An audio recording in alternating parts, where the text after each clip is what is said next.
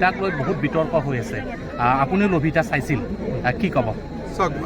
মইতো লভিতা বুলিয়ে চাব গৈছোঁ আৰু থিয়েটাৰখন চাই নাটকখন চাই সঁচাকৈয়ে ভাল লাগিছে আৰু প্ৰস্তুতি পৰাশৰে খুব ভাল এক্টিং কৰিছে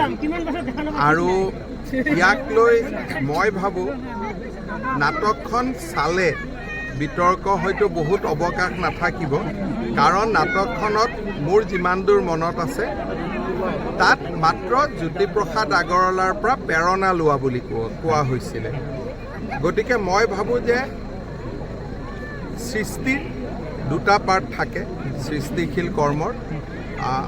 মইতো বিশেষ নাটকৰ কথা নাজানো গতিকে গুণী জ্ঞানী ব্যক্তিসকলে নাটকখন চালে তাৰ ওপৰত নিশ্চয় তেওঁলোকে যি মতামত দিয়ে সেইটো আমি গ্ৰহণ কৰিব পাৰিম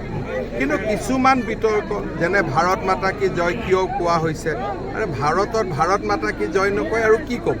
গতিকে সেই বিতৰ্কবিলাকৰ কোনো মিনিং নাই কিন্তু যদি ক'ৰবাত ৰূপকোঁৱৰ জ্যোতিপ্ৰসাদ আগৰৱালাক ক'ৰবাত বেয়াকৈ প্ৰজেক্ট কৰা হৈছে বা তেওঁৰ যদি কাম কাজত ক'ৰবাত নাটকখন কৰোঁতে ভুল থাকি গৈছে বা নাটকখনক যদি ক'ৰবাত জ্যোতিপ্ৰসাদৰ কৰ্মৰাজিক ভুলকৈ প্ৰস্তুত কৰা হৈছে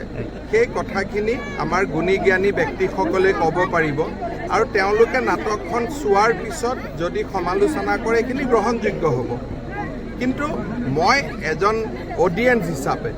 মই কিন্তু নাটকখন চাই ভাল পাইছোঁ আৰু দেশপ্ৰেমৰ বহুত ভাল এটা মনত ধাৰণাৰ সৃষ্টি হয় ভাৰতৰ প্ৰতি সন্মান বাঢ়ে